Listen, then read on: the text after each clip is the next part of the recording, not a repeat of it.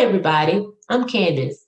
Some of you may not know this, but it's National Domestic Violence Awareness Month. Most people associate October with Breast Cancer Awareness Month, and actually, this is a worthy cause to spotlight. But far too often, domestic violence awareness is overshadowed and looked over, much like the men and women who are the victims of domestic violence. I know that I'm posting this at the end of the month, but even if it's still being viewed in the following months, that's okay. Because I believe that every month should highlight domestic violence, especially now with this pandemic. Domestic violence has increased a lot and it's worth talking about so people can get the help they need. So today I'm going to shine the light on a manipulative form of domestic violence not usually recognized or talked about. It's called gaslighting. Gaslighting is a form of emotional abuse that's seen in the abusive relationship.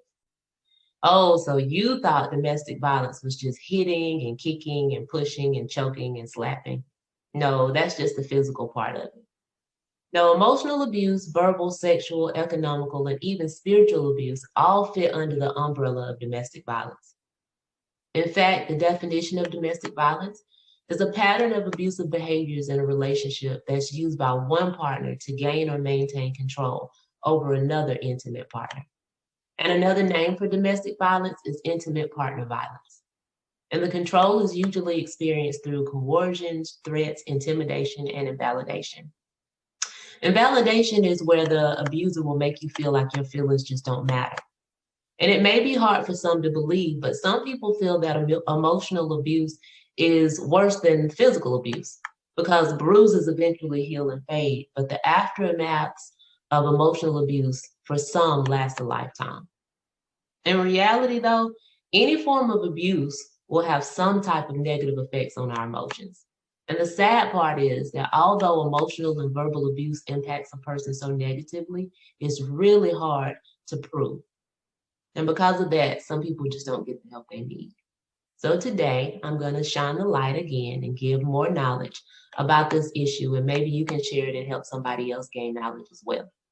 So again, gaslighting. It's the act of manipulating a person by forcing them to question their thoughts and memories and events occurring around them. In other words, it's when someone intentionally twists your views of reality for their own gain. It sounds a little bit like this. God, you need help. You know I didn't say that. Calm down. You are so dramatic. What are you talking about? I was just joking. Why are you being so defensive? You're so sensitive. Stop imagining things. You know I didn't do that. See, that's what I'm talking about. You always twist things around. This was actually your fault. It's always something with you. Sound familiar? Okay. So some of you might say that doesn't sound so bad. But what if I told you that it's accompanied by these signs from the gaslighter as well? So they accuse you of remembering wrong or making up things that happen. They distract from their behaviors by projecting it onto you, and they assign motives to your actions that are opposite of your intentions. They deny and lie about things even when you have proof.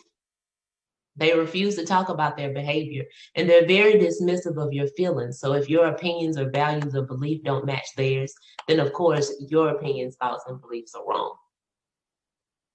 Their actions don't match their words, so they'll say one thing and do something else.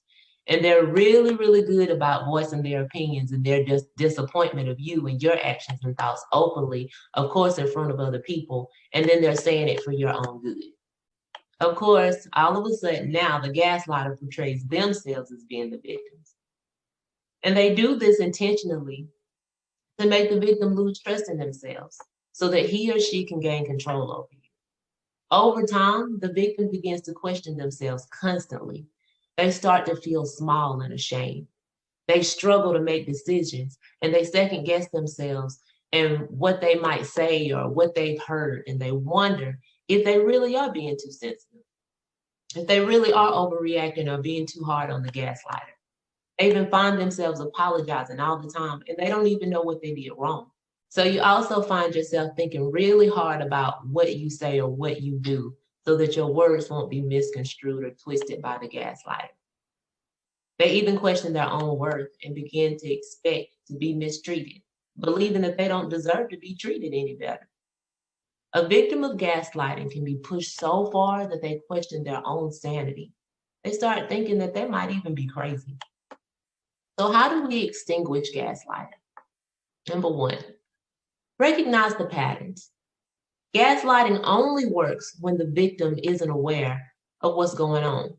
So once you become aware of the pattern, you can make some changes. Number two, keep in mind that gaslighting isn't about you. It's about the gaslighter's need for control and power. And most times, the gaslighter is very insecure. So in order to feel equal, they need to feel superior. In order to feel safe, they need to feel that they have the upper hand. Now, that does not excuse the behavior, but knowing this can help you take it less personally while you decide whether you want to maintain the relationship. Number three, be aware that you're unlikely to be able to change the gaslighter, at least on your own. Gaslighting behavior is the only way gaslighters know to manage the world around them. So trying to rationalize with them usually won't work. It usually requires intensive therapy, and the gaslighter has to want the help and be willing to take the necessary steps to change. 4, rethink whether the relationship is worth putting up with. Is it really worth your sanity and your self-esteem? Now, if you do choose to preserve the relationship, you most likely will need to insist on couples counseling. Number 5, develop your own support system. You need other people around you who can confirm your reality and your worth. Gaslighters often try to isolate their victims in order to stay in control.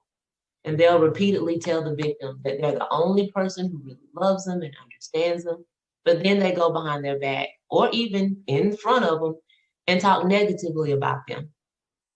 They try to manipulate other people to see what they claim to see. So spend time with your friends and your family, people who you trust. Check out your perceptions by talking to other people who witness what the gaslighter is calling into question.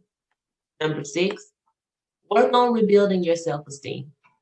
Remind yourself that you are a lovable and capable person, regardless of the opinion of the gaslighter. Help yourself regain perspective by reminding yourself of the times when you felt sane, when you were reliable and dependable, when you really just felt good about yourself. It might be helpful to keep a private journal where you write down events or situations that the gaslighter is likely to question or challenge. And it's also good to record positive experiences and affirmations for your own self-worth. Number 7, get professional help if you need it. Sometimes victims sink into the depressive feelings of being helpless and hopeless, and a therapist might be able to help you dig your way back out of the devastating effects of gaslighting. And they might be able to offer you practical advice and support to help you recover. So if you recognize yourself or you know somebody who might be going through this, remember that there are negative effects to any relationship, but that should not be abusive. That's very different. Know the differences and get the help that you need. I hope this information was helpful to you, and I'm asking that you share this video with others so they get a better understanding of domestic violence this month and every month hereafter. So until next time,